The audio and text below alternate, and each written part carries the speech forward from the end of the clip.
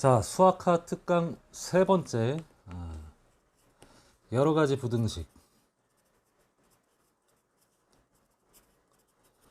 이 부등식 파트에서 다루는 내용은 메인이 절대 부등식이야. 이 절대 부등식의 또 이제 가장 핵심적인 거 두 가지는 산술 기하평균, 코시 슈바르츠 부등식.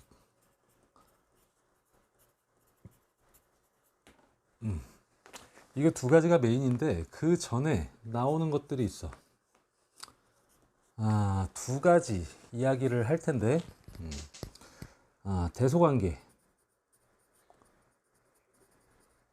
어떤 두 수 또는 두 식의 대소관계를 비교하는 방법에 대해서 다루고, 또 하나는 부등식의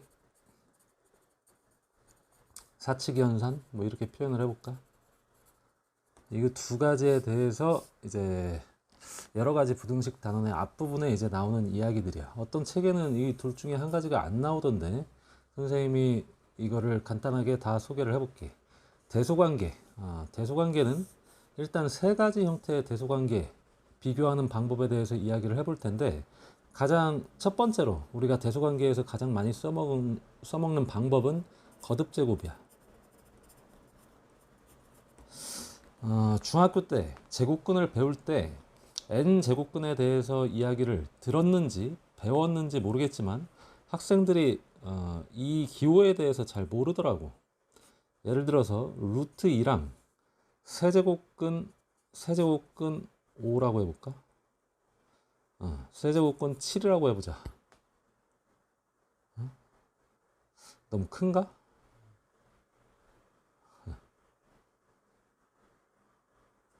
세제곱근 3이라고만 해볼까?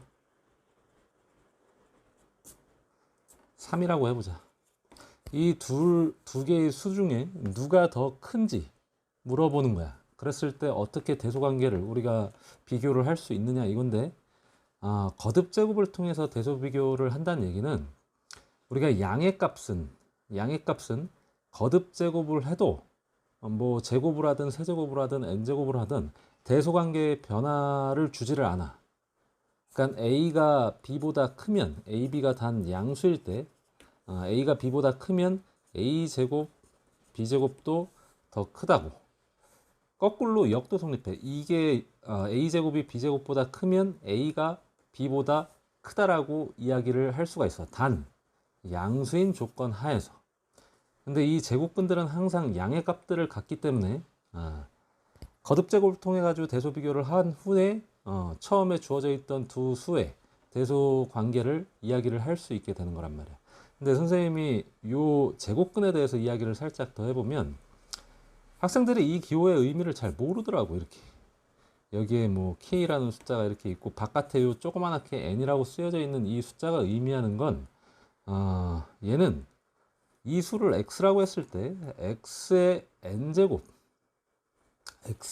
n제곱을 해서 k가 나오는 수를 x라고 하는 거야. 우리가 제곱근이라고 하는 것도, 루트 2라고 하는 것도 이 루트 2를 a라고 했을 때 a를 제곱하면 2가 나오는 수 중에서 양의 값을 우리가 루트 2라고 한단 말이야. 이게 양의 제곱근이거든. 그러니까 원래는 뿔마 루트 2 두 가지가 있는데, 양의 제곱근, 음의 제곱근이 있는데 얘는 양의 제곱근. 어찌됐든 얘도 k의 n제곱근을 가리키는 거야. n제곱해서 k가 되는 값. 그럼 이 세제곱근 3이라고 하는 건 의미하는 게 뭐겠어? 이거를 b라고 이렇게 정의를 해보면, 세제곱을 했을 때 뭐가 나온다? 3이 나오는 값, b의 값. 그게 바로 세제곱근 3이라는 거야. 분수지수로 나타내면 이걸 양변의 3분의 1제곱을 똑같이 해주면 b는 3의 3분의 1제곱, 이렇게 해도 이해를 할 수 있는데, 이거는 수원의 지수와 로그에서 선생님이 자세하게 이야기를 해줄게.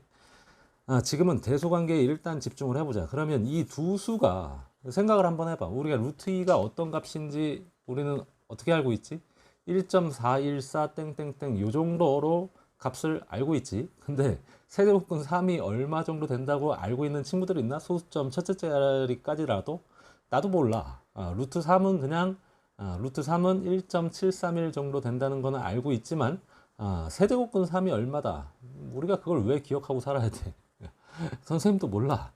자, 어찌됐건 이거 두 개를 거듭제곱을 통해서 대소 비교를 한다. 그럼 얘는 루트 2라고 하는 건 그러면 요 앞에 뭐 어떤 숫자가 있는 거냐면 사실 2가 있는 거야.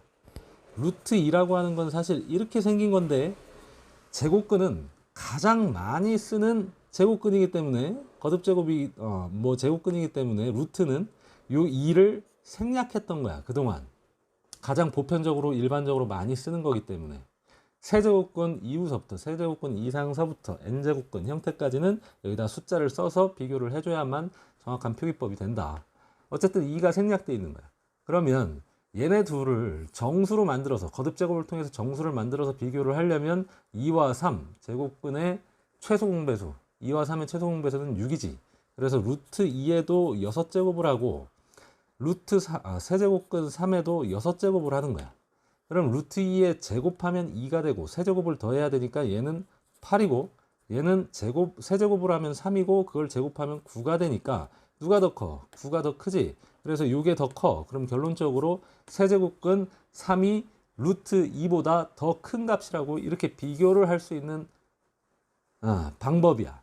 그러니까 거듭제곱을 통해 가지고 첫 번째 거듭제곱을 통해서 대소관계를 비교한다 라는 거고, 두 번째 두 번째 방법도 여기다가 이렇게 언급을 해보자. 두 번째 방법은 두 수 또는 두 식을 비교를 할 때 빼서 비교를 하는 거야. A에서 B를 뺐는데 이게 0보다 작아. 그러면 결론적으로 누가 더 크다라고 이야기를 할 수가 있지? 이거 넘겨보면은 B가 A보다 더 크다라고 우리가 판단을 할 수 있게 되는 거잖아. 그러니까 두 수를 또 뺐는데 이게 0보다 크거나 같아. 그러면 A가 B보다 크거나 같다라고 이야기를 할 수가 있는 거지. 그래서 어떤 두 수의 크기를 비교를 할 때 빼서 비교를 한다. 예를 들어서 선생님이 좀 애매하게 숫자 두 개, 우리가 직관적으로 바로 크기를 비교할 수 없는 숫자를 한번 만들어 볼게. 이게 되나 모르겠는데 2 빼기 루트 2랑 뭘로 할까? 한 4 빼기 루트 5랑 왠지 그럴싸하게 비슷해 보이는 숫자들인데, 그지? 루트 5가 2점 얼마인지 아는 친구 있나? 몰라, 선생님도. 쓸 일이 없어서. 루트 2가 1.4, 14. 그럼 이게 0.5 얼마. 얘도 2점 얼마면 그럼 비교가 안 되잖아. 그러면은 사실 얘가 더 큰 거지. 그러니까 여기를 3으로 바꿔보자, 이렇게. 그럼 좀 애매해져. 둘 중에 누가 큰지 작은지. 근데 이거를 이제 어떻게 비교를 하느냐 하는 거야. 근데 이렇게 하면 또 거듭 제곱을 통해 가지고 또 이 루트를 비교를 해야 되니까 뺐을 때 바로 알 수 있나? 바로 알 수 없어. 이것도 거듭 제곱해 가지고 알아내야 돼. 그러면 얘를 잘못 들었어. 일단 최소한 루트는 같게 만들자. 루트는 같게 만들고 뭔가 조절을 해보자. 그러면 한 어느 정도 만들면 될까? 2루트 2? 5 빼기 한 2루트 2?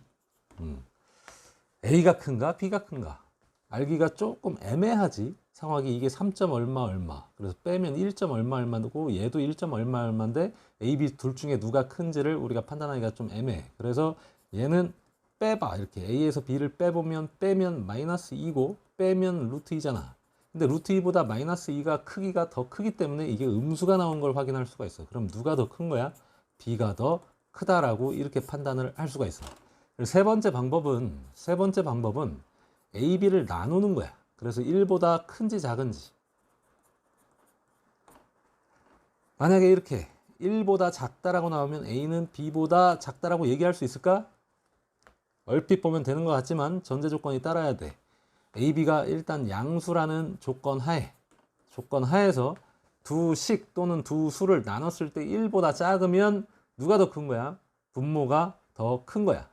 간단히 생각해도 분모가 더 크면 1보다 크기가 작겠지. 근데 분자가 더 커, 분모보다. 그러면 분자가 더 크거나 같다. 이 방법을 이용해서도 대소관계를 쓸 수 있다. 여기서 가장 많이 쓰는 방법은 1번하고 2번이야. 대소관계를 비교해야 되는 상황이 있을 때.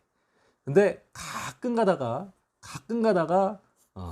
예전 수능에 나형 모의고사 또는 나형 뭐 기출문제를 보면 이 나누어서 대소관계를 비교하는 형태의 어떤 문제들, 그 개념이 쓰이는 문제들이 가끔 있었어. 그러면 학생들이 좀 난감해했던 그걸 선생님이 기억을 해. 이 방법을 써먹을 일이 거의 없었는데 가끔 튀어나오니까. 그래서 같이 이왕 하는 거 같이 기억을 해도 이건 전략 무기화 시킬 수 있는 거야. 이거는 평범하게 다 학생들이 알고 써먹는 방법이고. 절대부등식이 메인인데 이거 설명하다가 시간이 다 가는 것 같아. 조금 빨리 설명해 볼게. 그럼 그 다음에 이제 부등식의 사칙 연산. 이것도 선생님이 좀 빠르게 설명을 해볼게. x의 범위가 주어져 있어. x의 범위가 뭐 3하고 6이야. 근데 y의 범위가 2랑 5 사이야. 이렇게 다 등호가 없는 상황들만 이야기를 해볼게. 이 두 x, y의 범위를 제시를 해놨지. 그지? 근데 x 더하기 y의 범위는 어떻게 되고 x 빼기 y의 범위는 어떻게 되고 x 곱하기 y의 부등식의 범위는 어떻게 되고 x 나누기 y의 범위는 어떻게 되느냐 이거야. 오케이? 얘는 그냥 일자로 내려서 더하면 돼. 가장 큰 수와 가장 큰 수를 더했을 때 가장 큰 수가 나오는 거니까 사실 최대는 한계치가 11이야. 이거 두 개 더했을 때 일자로 내려서 계산을 하면 돼.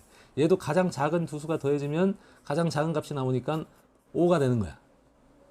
이해되나? 덧셈을 어떻게 하는지? 그럼 뺄셈은 조금만 생각을 해보면 자, 가장 큰 값이 나올 때는 x의 가장 큰 값에서 y의 가장 작은 값을 뺐을 때 가장 커. 그러니까 6에서 2를 빼야 돼. 이해돼? 그래서 4. 그럼 거꾸로 가장 작은 값을 만들려면 작은 값에서 큰 값을 빼야 되니까 이렇게 오는 거야. 오케이? 자, 덧셈은 일자로 내려왔는데 뺄셈은 엇갈려서 지그재그로 내려왔어. 곱셈도 가장 큰 값 두 개 곱하면 가장 커. 그래서 36. 근데 나눗셈은 가장 큰 값에서 가장 작은 값을 나눴을 때 가장 커. 6 나누기 2, 3이 되고 여기도 가장 작은 값에서 가장 큰 값을 나눴을 때 5분의 3. 이렇게 지그재그로 오는 거야. 덧셈하고 곱셈은 일자로 내린다. 근데 뺄셈하고 나눗셈은 지그재그로 간다. 라는 걸 기억을 해두면 돼. 오케이? 이게 기본이야. 근데 이게 언제나 적용되는 게 아니고 x의 범위가 이렇게 양 방향의 숫자가 이렇게 나와 있을 때 이 ab가 부호가 양수일 때 일반적으로 ab가 양수일 때만 이 방법이 일괄적으로 통해. 생각을 해봐. 곱셈을 하는데 여기가 하나가 음수고 여기가 하나가 양수야. 그러면 이야기가 좀 바뀌어. 이 원칙이 통하지가 않아. 그래서 양수가 나와 있을 때 이 방법을 쓴다라고 일단은 기억을 해놔. 둘 다 음수가 나와 있을 때도 뭐 비슷한 맥락이 있겠지만 약간 차이가 있을 수 있으니까 양수일 때만 이 방법을 쓴다 라고 생각을 해놓고, 그리고 등호 처리는 어떻게 하냐면, 자, 이 상황을 조금 바꿔볼게. 여기에는 등호를 이렇게 세 개를 두고 여기에만 등호가 없다 그러면 덧셈을 한번 해보면 봐. 가장 클 때가 6하고 5잖아. 근데 둘 다 등호가 있으니까 6도 되고 5도 돼. 각각 x, y 값이. 그래서 11은 등호가 붙을 수 있어. 근데 뺄셈을 할 때 x는 3이 될 수 있지만 y는 2가 될 수가 없는 상황이기 때문에 3 빼기 2, 1은 3 더하기 2, 5는 나올 수가 없어서 여기에 등호가 붙으면 안 돼. 그 얘기인 즉슨 우리가 이 일자로 내리든 지그재그로 가든 둘 다 등호가 있을 때만 등호가 붙는다는 거야. 둘 중에 한쪽이라도 등호가 없으면 붙지 않는다. 자, 그럼 곱셈을 한번 해보자. 뺄셈을 한번 해보자. 6, 2 이렇게 지그재그로 빼는 거잖아. 근데 얘는 등호가 있지만 등호가 없으니까 여긴 등호가 붙으면 안 돼. 둘 중에 하나라도 등호가 없으면 안 되기 때문에. 여기 3에 등호가 있고 5에 등호가 있지. 그렇기 때문에 여기에 등호가 거꾸로 붙는다라는 거. 이렇게 판단을 해주면 돼. 그럼 마무리. 자, 그러면 더하기, 빼기, 곱하기, 나누기 2가 이렇게 통하잖아. 이 방법으로. 그러면 학생들이 여기서 한 가지 응용을 당연히 할 수 있어야 되는데 이런 것도 나오면 또 당황해. 참 안타까운 일인데. 자, 이거의 범위를 구하래. 어떻게 하면 되겠어? x의 몇 배? 3배 만들어놔. 3x 9 18 그지? 4y 만들어. 여기다 4배 8 20 빼. 지그재그로. 그지? 그러면 이쪽은 등호가 없지. 얘가 등호가 있고 없으니까. 그럼 18에서 8을 빼면 10. 이게 최대. 그리고 9에서 20을 뺀 거. 둘 다 등호가 있으니까 여긴 등호 붙고 마이너스 11. 얼마든지 몇 x 플러스 몇 y 또는 몇 x 빼기 몇 y, 몇 x 나누기 몇 y, 몇 x 곱하기 몇 y 다 돼. 그지? 단 처음에 주어져 있는 조건의 범위가 양수일 때만 보편적으로 이 방법들이 완벽히 통한다. 근데 음수가 들어오면 이야기가 달라지는 부분이 있어. 음수가 있을 때는 이거 더 정밀하게 따져야 돼. 그래서 음수일 때는 쓰지 말라 아예. 따르게 접근을 해라. 오케이? 자, 그래서 부등식의 기본에 대해서 이야기를 했고 대소비율랑 사칙연산에 대해서 언급을 해줬고 벌써 한 15분이 흘러버렸어. 아씨.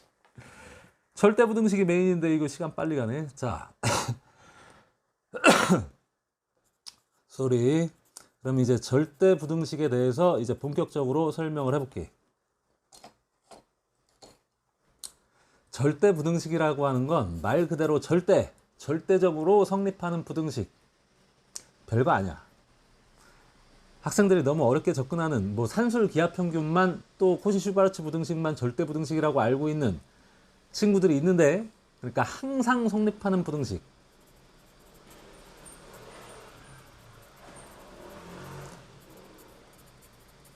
그건 아주 특수한 예들, 우리가 활용 가치가 높은 절대 부등식에 해당되는 거고, 절대 부등식이라는 거는 그냥 항상 성립하는 부등식은 다 절대 부등식이라고 이야기를 할 수 있는 거야. 그 가치가 높든 낮든 말이지. 활용도가 높든 낮든. 그래서 이게 좀 어폐가 있을지 모르겠지만 2가 3보다 작다. 이거 절대 부등식이야. 3이 2보다 무조건 더 크잖아. 그러니까 여기에 x를 이렇게 붙여서 x 플러스 2, x 플러스 3 이렇게 놓으면 이게 절대 부등식이라는 얘기지. x에 어떤 값을 집어넣어도 항상 성립하는 부등식이기 때문에. 그지? 근데 우리가 이게 뭐 크게 활용 가치가 있을까? 이 절대 부등식이? 가치가 없지. 하지만 이것도 실제 절대 부등식이다. 그리고 가장 대표적인 게 a제곱이 0보다 크거나 같다. a가 실수일 때. 당연하지. 실수의 제곱은 항상 0보다 크거나 같으니까. 그럼 이거를 여러 개 늘려서 a제곱 플러스 b제곱 0보다 크거나 같은 거고, a제곱 플러스 b제곱 플러스 이렇게 무언가의 제곱 이런 식으로 놔두면 당연히 0보다 크거나 같겠지. 마찬가지로 절대값 a도 0보다 크거나 같아. 그럼 절대값 a 플러스 절대값 b 이것도 0보다 크거나 같고, 당연히 이런 게 여러 개가 붙어도 당연히 0보다 크거나 같다라고 이야기를 할 수 있겠지. 섞어도 돼. a제곱 플러스 절대값 b 0보다 크거나 같다. 절대부등식이야 다. 그치? 다 절대부등식이야 이거. 뭐 이게 여러 개 이렇게 붙어도 되는 거고, 심지어 이 a 위치에 식이와도 돼. 그러니까 x제곱 마이너스 2x의 제곱 플러스 절대값 3 마이너스 5x 뭐 절대값 이렇게 돼 있어도 이게 0보다 크거나 같다. 이놈도 절대부등식이야. 제곱식 더하기 절대값 무조건 0보다 크거나 같지. 얘도 0보다 크거나 같고 0보다 크거나 같으니까. 절대부등식이 뭔지 좀 감이 오나? 근데 이런 것들도 크게 활용도가 높진 않아. 아주 기본적인 사항이긴 하지만 우리가 자주 알게 모르게 자주 써먹는 이야기들이야. 완전 제곱식이 0보다 크거나 같다. 절대값은 0보다 크거나 같다. 우리가 자주 써먹는 이야기지만 특화시켜서 뭐 이거를 이름까지 붙여서 이렇게 정리할 필요는 없어. 그리고 한 가지 더 선생님이 얘기를 해주면 a제곱 플러스 b제곱 플러스 c제곱 마이너스 2ab 플러스 2ab 2bc 2ca 이것도 0보다 크거나 같다. 이거 절대 부등식인 거야. 이렇게 풀어 헤쳐놨지만 이거의 본질은 사실 a 플러스 b 플러스 c의 완전 제곱이었지. 완전 제곱식은 항상 뭐라고? 0보다 크거나 같다. 절대 부등식이다. 그러므로 당연히 성립이 된다. 이해가 되나? 그러면 여기를 뭐 마이너스 b로 바꿔서 여기 b가 붙어있는 애들에 마이너스가 붙어있는 식도 당연히 0보다 크거나 같다. 절대 부등식이야. 근데 여기서 한 가지 이제 또 이렇게 나오면 학생들이 좀 난감해 하는데, 여기 빼기 AB 빼기 BC 빼기 CA 이거 어디서 많이 봤던 거 아니야 이거? 이게 절대부등식이라는 거. 이거 사실 인수분해를 배울 때 가장 긴 공식이 하나 있었지. A 세제곱 B 세제곱 빼기 3ABC 이게 A 플러스 B 플러스 C하고 이 뒷부분이 바로 요 녀석이야. 근데 이게 변형이 됐었단 말이야. 2분의 1을 바깥으로 뽑아내고 변형을 해보면 여기가 제곱 형태. 이놈이 뭐랑 똑같냐면 2분의 1하고 a 빼기 b의 제곱, b 빼기 c의 제곱, c 빼기 a의 제곱과 동일하거든. 그래서 제곱식은 항상 0보다 크거나 같은데 그게 여러 개 붙어 있어도 당연히 0보다 크거나 같다. 절대 부등식이 된다는 거를 우리가 알 수 있다. 이거는 산술 기하 평균이랑 코시 슈바르츠 부등식이 나오기 전에 우리가 기본적으로 사용할 수 있는 절대 부등식들에 대해서 선생님이 지금 이야기를 해보고 있는 거야. 근데 한 가지가 더 있어. 절대 부등식에 대해서 이미 우리가 공부한 부분이 한 가지가 더 있는데 뭐냐면 2차 부등식, 2차 항부등식이라고 선생님이 표현을 하는데 항상 성립하는 부등식. ax제곱 플러스 bx 플러스 c가 0보다 크다. 이게 항상 성립하려면 a가 항상 성립하려면 이렇게 떠 있어야 되니까 그래프상에서 봤을 때 a는 0보다 커서 아래로 볼록하고 판별식이 0보다 작을 때 이 조건을 만족시키는 부등식은 항상 성립해. x값이 얼마가 되더라도 항상 양의 값이 나올 수밖에 없다. 그지? 그래서 절대 부등식이다. 이것도 우리가 2차 부등식 이야기를 할 때 수학상에서 이미 다뤘던 거야. 그러니까 예를 들어서 2x제곱 플러스 x 플러스 5가 0보다 크다. 이거 절대 부등식이야. 왜? 판별식을 구해보면 1 빼기 20이니까 0보다 작잖아, 당연히. 절대 부등식이야.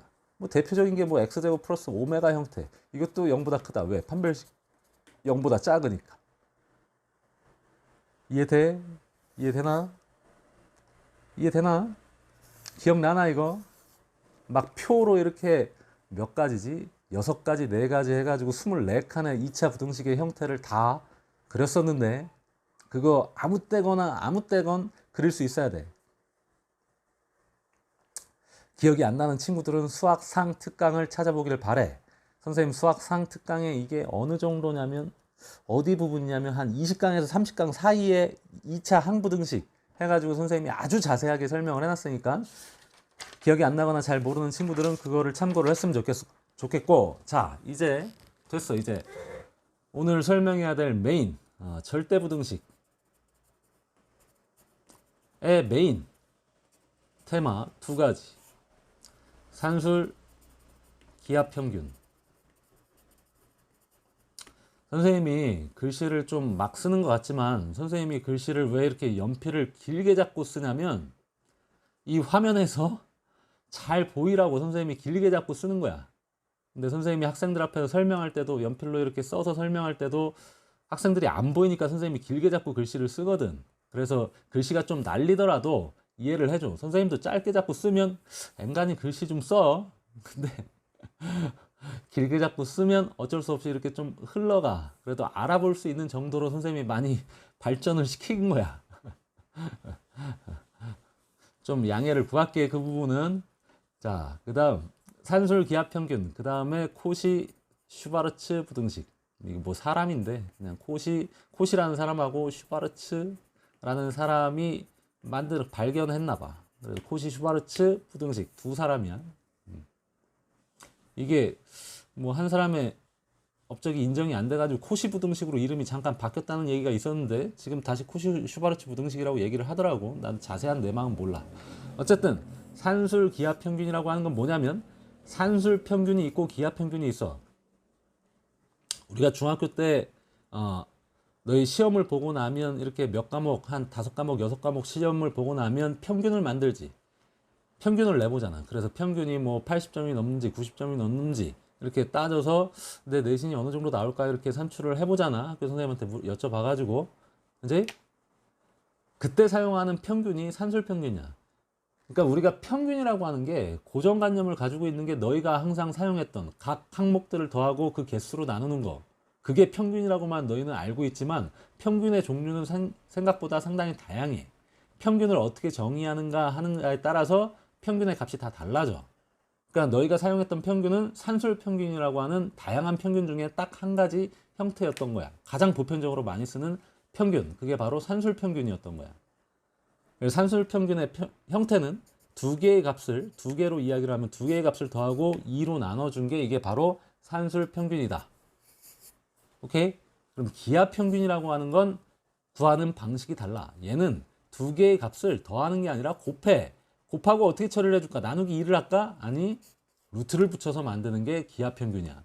사실 산술, 기하, 조합평균 해가지고 조합평균이라는 게 하나 더 있는데, 조합평균이라고 하는 게 하나 더 있는데 그거 설명할까 말까. 개념서에서는 빠졌어. 조합평균에 대한 언급은 이제 일체 없어. 그리고 유형 문제집에도 조합평균에 대한 이야기는 안 나와.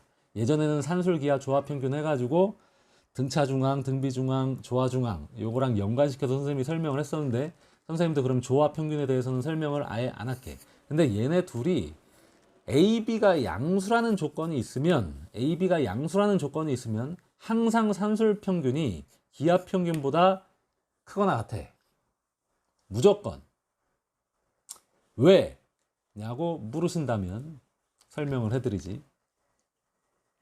봐봐. 선생님이 아까 절대부등식 처음 부분 설명을 할 때 제곱식은 항상 0보다 크거나 같다. 실수라는 전제 조건 하에 무조건 성립하는 거였지. 그치? 그럼 봐봐. A 빼기 B의 제곱은 항상 0보다 크거나 같지. 맞나? 자, 요거를 식을 변형해서 여기까지 도달해 볼게. 얘를 어떻게 바꿀 거냐면 A 플러스 B의 제곱 빼기 4AB로 바꿀 수 있지, 이렇게. 그러면 A 플러스 B 나누기 2의 제곱이 AB보다 크거나 같다. 얘를 넘기고 4를 나눠주면. 그치? 근데 잘 봐. AB가 양수지. 얘도 양수고 얘도 양수야. 우리가 예를 들어서 9가 4보다 크거나 같다. 그치? 여기다 양변에 루트를 붙여도 대소관계가 바뀌어 안 바뀌어? 안 바뀌지. 3은 2보다 크거나 같다. 똑같이 성립이 되지. 단 얘네 둘 다 양수일 때 그게 성립이 돼. 그치? 이게 둘 다 AB가 양수이기 때문에 AB 곱한 값도 양수고 2분의 AB도 양수잖아. 그래서 식을 얻어낼 수 있는 게 여기에 루트를 이렇게 붙이면 왼쪽은 절대값 2분의 A 플러스 B인데 절대값이 필요가 없지, 사실. 왜? AB가 양수이기 때문에. 그래서 결론이 이렇게 나오게 되는 거야. 산술평균이 기하평균보다 무조건 크거나 같다. 이 식에서부터 제곱을 해서 이거를 이제 거꾸로 완전 제곱이 0보다 크거나 같다 이렇게 유도를 할 수도 있는데, 그 과정에서 AB가 0보다 크다라는 거를 적용해 가지고 이거나 똑같은 의미다 로 설명을 할 수도 있는데, 약간 그 예외적인 부분에 대한 언급이 좀 부족한 것 같아서 선생님은 거꾸로 이렇게 보여준 거야. 그러면 거꾸로 이제 이렇게 유도를 했잖아. 그럼 이게 등호가 성립하는 순간은 언제일까? 등호가 성립하는 순간. 얘랑 이렇게 같은 맥락이라고 봤을 때 요 등호가 성립하는 순간들이 다 어떻겠어? 다 똑같아. 그러니까 요게 등호가 성립하는 순간은 A, B가 서로 어떨 때? 같을 때. 등호 성립 조건. 이게 의외로 굉장히 중요하다. A와 B. 산술 기하평균을 쓴 두 대상이 서로 같을 때 등호가 성립한다. 이게 왜 중요하냐면 산술 기하평균의 문제 형식은 문제 앞머리에 항상 양수 조건이 제시가 돼. 0보다 크다, 양수다, 또는 간접적으로 양수다라는 걸 제시를 해주고, 마지막 부분에서 뭘 물어보냐면 최대값, 최소값을 물어봐. 그러면 거의 한 80% 이상 산술 기하평균이 아닌가라고 의심해보고 또 직관을 얻어낼 수 있어야 되는 거야, 사실 이 공부를 하고 나면. 근데 최대값, 최소값이 나온다라고 하는 건 이 절대부등식 형태에서 등호가 성립하는 순간 최대가 되거나 최소가 되는 거거든. 그래서 최대값이 나오는 순간 A값, B값을 구하여라 그러면 그 산술 기하평균을 쓴 두 대상이 서로 같을 때 등호가 성립한다. 그래서 그 순간에 뭐 대상의 값들을 알아낼 수 있다 이 얘기야. 이거는 선생님이 좀 이따가 예시를 좀 들어줄게. 근데 한 가지 더. 이게 2개짜리 산술 기하평균만 절대부등식이 아니라 3개짜리도 돼. 이것도 간단히 언급을 하고 넘어갈게. 문제는 잘 안 나오겠지만 개념서에 보니까 이것도 나오는 것 같아서 A, B, C 합 이거를 3으로 나눈 게 3개짜리 산술평균이지. 그럼 기하평균은 정의를 어떻게 할까? 기하평균은 A, B, C를 당연히 곱해. 근데 제곱근을 취하는 게 아니라 3개 곱했으니까 얘는 세제곱근을 취하는 거야. 이게 기하평균이야. 3개짜리에. 근데 얘도 항상 이것보다 크거나 같아. 이것도 간단히 선생님이 유도를 해볼게. 이런 거 공부할 때 유도를 해보는 이유는 우리의 기억, 우리의 호기심을 더 자극해서 오랜 동안 이 형태를 우리가 기억할 수 있게 만드는 거야. 이 유도 과정, 이게 성립되는 이유를 생각해 본다는 거는 직접적으로 관심을 표명한 거거든. 관심을 가지면 당연히 기억이 오래 가겠지. 선생님이 남자니까 길을 가다가 이런 예를 들어볼게. 길을 가다가 이렇게 어떤 여성분을 이렇게 만났는데 어우, 선생님이 딱 좋아하는 외모를 갖추고 있는 아주 매력적인 여성이었던 거야. 그래서 선생님이 관심이 강한가? 막 고개가 이렇게 돌아가겠지. 그지? 설마 저 여성분이 나의 운명의 여잔가? 가서 전화번호를 물어봐야 되나? 막 이런 고민을 하면서 관심을 막 호기심을 막 가지게 될 거 아니야. 그럼 그 여성분의 얼굴이 선생님이 밤에 자기 전에 떠오를까 안 떠오를까? 떠올라. 꿈속에도 나와. 혹여라도 다음번에 한 번 더 이렇게 우연히 더 부딪히게 되면 그때는 진짜 전화번호를 물어보고 싶지. 응? 당연히 그 얼굴을 기억하고 있겠지. 이게 이유가 뭐겠어? 호감이 가고 내가 관심이 가기 때문에 그래. 관심이 있으면 당연히 기억은 오래 가. 그러니까 이 산술기하평균 3개짜리도 관심을 가지고 호기심을 가지고 이게 왜 이렇게 성립이 되는 건지 라고 이렇게 유도 과정을 한번 또는 증명 과정을 한번 쫓아서 그 이유를 갖다가 생각을 해본 친구들은 당연히 이 형태가 기억 속에 오랫동안 보존이 되고 나중에 언젠가 나오면 내가 반드시 써먹고야 말겠다. 반드시 전화번호를 물어보고야 말겠다. 이런 마음가짐이 생긴단 말이야. 그래서 공부하는 하나의 요령이 되는 거야. 수학이 암기가 아니라고 하지만 수학의 고수들은 알고 있어. 최종적으로 수학도 암기나 다를 바가 없어. 그 얘기는 나중에 선생님이 시간이 날 때 자세하게 또 언급을 해줄게. 우리 수학이 뭐 사고 과정에 의해서 이렇게 문제 풀이가 되는 것 같지? 근데 나중에 보면 나중에 진짜 고수가 돼서 이거 입시 수학을 바라보면 이거 다 암기돼 있는 거야. 다 외워져 있는 거야. 풀이법들이 다 나중에 보면. 이게 웃긴 얘기 같지만. 자, 그럼 이제 다시 이야기로 돌아가서 해볼게. 자, 얘를 이쪽으로 넘길 거야. 이렇게. 세제곱근 ABC. 그리고 나서 이걸 어떤 관점에서 바라볼 거냐면 A를 세제곱근 A의 세제곱이라고 바라볼 거야. B를 세제곱근 B의 세제곱이라고 바라볼 거고 C도 마찬가지 세제곱근 C의 세제곱이라고 바라볼 거야. 자, 이거를 반대쪽으로 넘겨서 빼기 3 세제곱근 A, 세제곱근 B, 세제곱근 C. 세제곱근은 홀수 제곱근이기 때문에 이 A, B, C가 음수든 양수든 상관없이 이렇게 바깥으로 뽑아낼 수 있어. 그래도 이게 허수가 아니라 실수야. 실수야. 음수의 홀수 제곱근은 실수가 나온다. 음의 실수가. 어쨌든 이거 잘 보면 이게 뭐니? 이거 A 라지 이게 A 세제곱, B 세제곱, C 세제곱이라고 보면 마이너스 3 A, B, C 이렇게 돼 있지. 그지? 이거 인수분해될 수 있지 이렇게. 아까도 이야기를 했지. 여기 2분의 1 붙이고 여기 제곱 나온다는 거. 자, A, B, C는 이게 다 근데 이거 양수라는 전제가 있어야 되는데 음수가 나오면 안 되는데. 그래. 이거 산술기하 평균이지. 그러니까 산술기하 평균도 3개짜리 산술기하 평균도 양수라는 조건 하에서 양수니까 이거 0보다 크잖아. 그지? 근데 얘도 어때? 0보다 크거나 같아. 왜? 제곱식이니까. 그래서 결론적으로 이 식은 0보다 크거나 같은 거고 얘도 0보다 크거나 같은 거고 얘도 따라서 성립하게 되는 거야. 그래서 3개짜리 산술기하 평균에 대해서도 선생님이 왜 성립하는가까지 보여줬어. 그럼 얘도 등호가 성립하는 조건은 뭐야? 여기가 이거거든. 여기가 이게 다 0이 돼야 되잖아. 등호가 성립하려면 이쪽이 0이 돼야 되잖아. 그러니까 A, B, C가 다 똑같은 거야. 그 얘기는 세제곱근 A, B, C가 다 똑같은 거고 결론적으로 A, B, C가 다 똑같을 때 등호 성립 이렇게 되는 거야. 이게 됐나?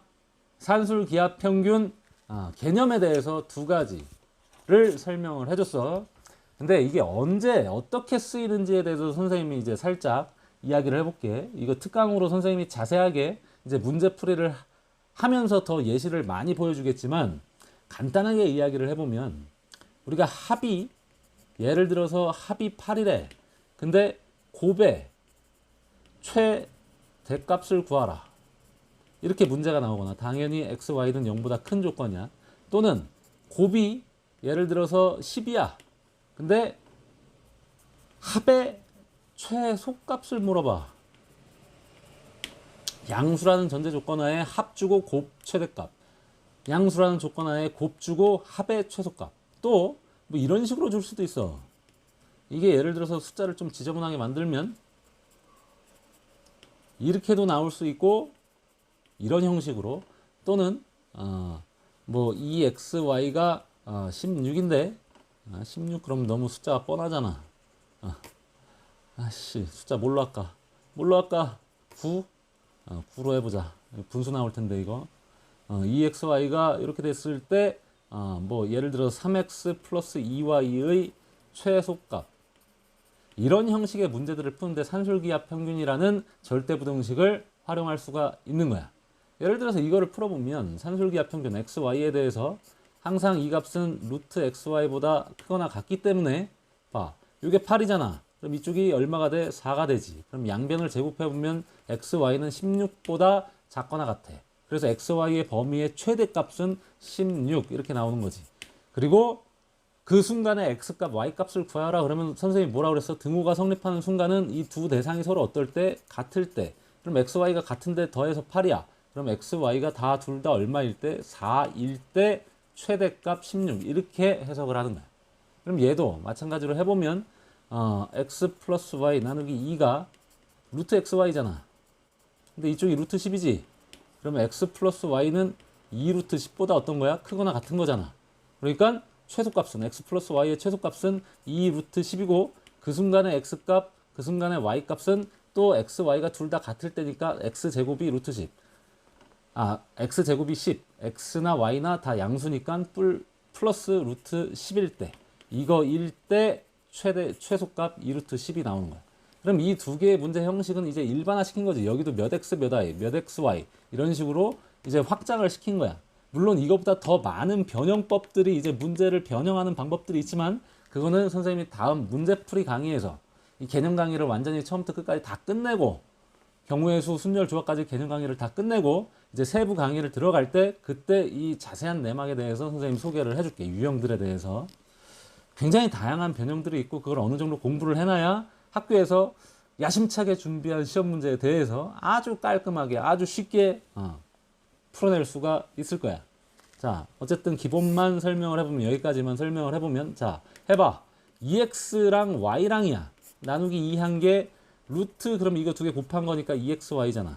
근데 이게 얼마라고? 5지. 그럼 여기 5 대입해놓고 제곱하면 4분의 25보다 작거나 같아. 뭐가 2xy가. 근데 3xy의 최대값을 구하라고 그랬잖아. 그럼 여기도 2분의 3을 곱하고 여기도 2분의 3을 곱하면 되지. 아우 숫자 지저분하게 나오네. 그러니까 8분의 75보다 작거나 같아. 뭐가 3xy가. 그럼 최대값은 8분의 75. 그 순간의 x값, y값은 어떻게 구할까? 2x랑 y랑 서로 어떤 거야? 같은 거야. 산술기하평균을 쓴 두 대상이 x, y가 아니라 2x랑 y니까. 그럼 이게 반반씩. 그럼 얘도 2분의 5, 얘도 2분의 5가 나와야 되잖아. 그러니까 y는 2분의 5. 이게 다 2분의 5가 나와야 되니까 x는 4분의 5가 되고 y는 2분의 5가 되는 거야. 이 값을 물어보기도 하니까 반드시 찾을 수 있어야 돼. 그럼 요거 하나도 이제 해볼 수 있겠지. 이거는 선생님이 생략을 할게. 크게 차이가 없으니까. 자, 벌써 이제 40분을 지나가고 있는데 뭐 앞부분 편집을 해서 선생님 좀 잘라낸다고 해도 40분인데 뭐야 이거 붙어 있는 거네. 총이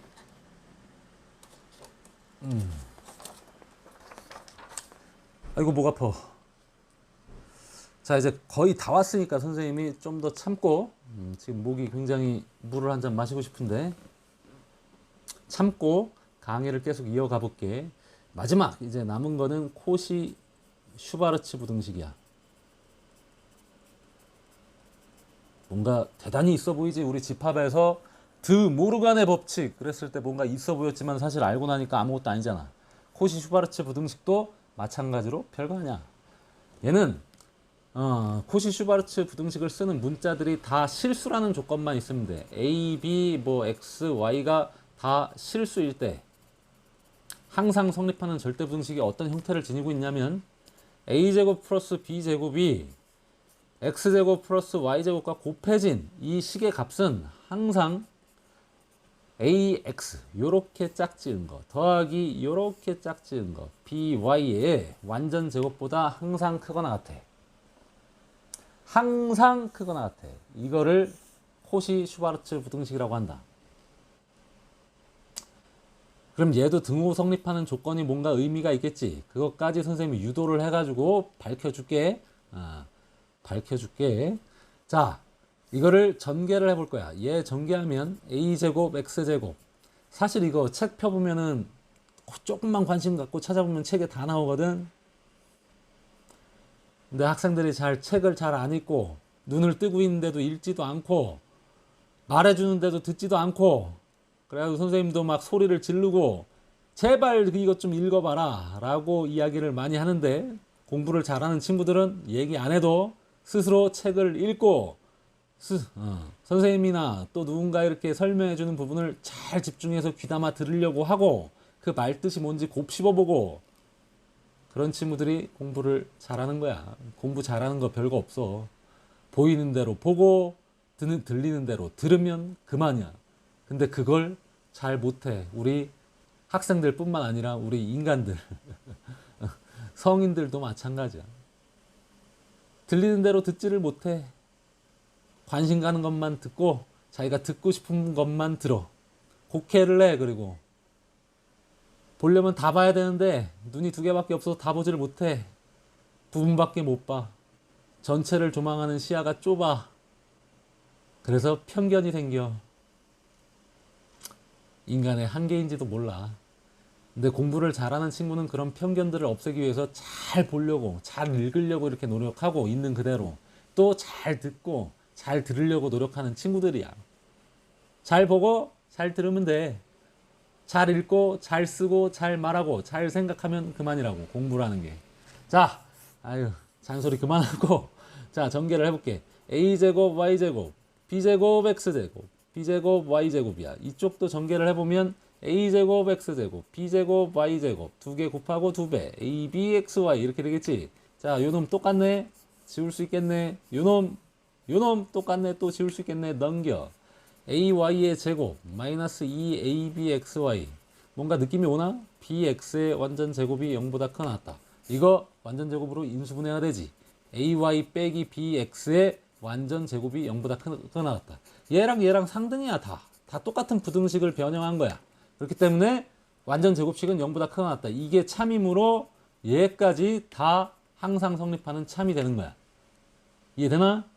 그럼 등호 성립 조건이 여기 또 나오지. 등호 성립 조건. 언제? AY가 BX랑 같을 때. 이거를 좀 정리를 해주면 X분의 Y, A분의 B와 X분의 Y가 서로 같을 때, A분의 B와 X분의 Y가 같을 때라고 해도 되고, 또는 A를 이쪽으로 B를 이쪽으로 넘기면 요렇게도 바꿀 수 있고 요렇게도 바꿀 수 있어. A분의 X가 B분의 Y 요렇게 비율이 어떻다? 똑같다라고 해석을 해도 되고, 얘네 둘 비율과 얘네 둘 비율이 같다라고 해석을 해도 돼. 등호 성립 조건은. 자, 여기까지가 코시 슈바르츠 부등식 개념 전체. 이제 절대 부등식 여러 가지 부등식에 있는 개념들을 다 설명하는 건데, 간단히 하나 더 플러스 팁을 하나 줄게.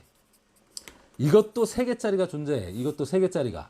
이것도 개념서에 있는 것 같아. 교과서에 나오는 것 같아.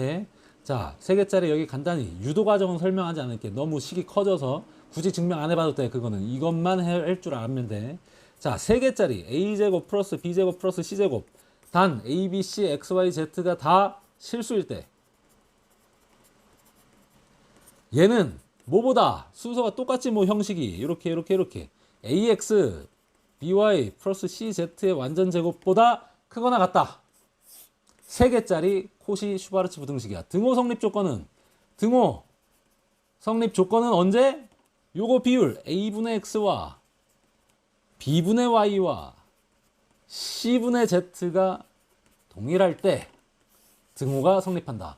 등호 성립 조건이 중요한 이유는 코시-슈바르츠 부등식도 결국에는 실수 조건과 제곱식의 값이 주어져 있을 때 무언가 몇 x 플러스 몇 a 플러스 몇 x 몇 b 이런 값의 최대값과 최소값을 동시에 물어보거든. 코시-슈바르츠 부등식의 형식은 근데 그 최대값이 성립하는 순간에 어떤 문자들, 미정계수의 값들이 얼마인지까지도 물어볼 수 있단 말이지. 그래서 이 등호 성립 조건이 또 중요하게 작용을 하게 되는 거야. 선생님이 지금 코시-슈바르츠 부등식까지 개념 설명을 다 마쳤는데 지금 현재 46분 30초를 지나가고 있어. 물론 편집이 될 거기 때문에 현재 유튜브 상의 시간은 조금 다르겠지. 이 코시-슈바르츠 부등식의 예시도 선생님이 하나 들어줄까 말까. 이왕 한 거 한 문제만 선생님이 설명을 해볼게. 제곱의 합이 주어져 있는 거야. 예를 들어서 이게 뭐 15다 이렇게 주어져 있는 거야. A, B는 실수라는 전제 조건 하에서. 그리고 뭘 물어보냐면 제곱의 합이 주어져 있는데 예를 들어서 2A 플러스 5B의 최대값, 최소값 다 물어봐. 얼마냐고. 자, 풀이법이 좀 특이해. 우리가 알고 있는 건 A제곱 플러스 B제곱 X제곱, 여기는 XY도 없는데 이걸 어떻게 써먹으란 얘기지? 처음 공부하는 친구들은 굉장히 생소할 수 있어. 근데 되게 신기해. 자, A제곱 플러스 B제곱이 15라고 나와 있지? 그럼 여기 부분을 문제에서 원하는 2A 플러스 5B의 제곱으로 맞춰주는 거야. 그럼 X가 얼마야? 2고 Y가 5면 이 형태가 만들어지겠지. 그래서 여기가 2의 제곱, 5의 제곱 이렇게 숫자를 집어넣어주면 항상 성립하는 코시-슈바르츠 부등식을 적용해서 지금 범위를 만들어낸 거예요. A제곱 플러스 B제곱의 합이 15라고 주어져 있기 때문에 15 곱하기 여기는 숫자 이게 30 곱하기 15라고 생각하면 450 거기서 하나가 빠지니까 15 빼면은 435 에이씨 2A 플러스 5B의 완전 제곱이 435보다 작거나 같아. 젠장. 이거 제곱수 아니다. 그럼 2A 플러스 5B는 예를 들어서 X제곱이 5보다 작거나 같으면 X는 뿔마 루트 5의 안쪽 범위가 되는 것과 마찬가지로 똑같이 얘도 루트 435보다 작거나 같고 마이너스 루트 435보다는 크거나 같잖아. 그래서 최대값 루트 435, 최소값 마이너스 루트 435라고 이렇게 찾아낼 수가 있다 라는 거야. 이런 식으로 활용이 된다. 3개짜리도 문제 형식이 똑같아. 하나가 더 늘어난 것밖에 없어. 그럼 등호가 성립하는 순간에 A, B의 값은 얼마냐 라고 했을 때 A분의 2하고 아니다 거꾸로 하자. 이렇게 어차피 비율이니까 2분의 A하고 5분의 B가 서로 같으면서 A제곱 플러스 B제곱이 15가 나오는 값이잖아. 그래서 이걸 한 문자로 놓고 대입을 해주면 돼. B를 2분의 5A라고 놓고 정리를 하면 A제곱 값이 얼마 나오겠지. 그래서 A 값도 구할 수 있고 A 값이 나오면 B 값도 나오게 되는 거야. 굳이 선생님이 지금 계산할 필요는 없겠지. 그래서 코시 슈바르츠 부등식의 예를 하나 들어준 거야. 자, 이 정도 개념 설명이면은 공부할 수 있겠지. 공부를 했던 친구들도 다시 한번 개념 복습이 될 수 있을 거고, 이 강의를 통해서 아직 공부를 해보지 못한 친구, 아직 읽어보지도 않은 친구들도 전체적인 이 개념 강의를 통해 가지고 이제 책을 펼치고 읽고 문제를 풀어보면 더 잘 보이고 더 잘 풀릴 거야. 이해도 잘 되고. 자, 충분히 도움이 될 거라 믿고, 자, 여러 가지 부등식, 절대 부등식, 산술기하, 코시 슈바르츠 부등식에 대한 개념 설명은 여기서 마칠게. 자,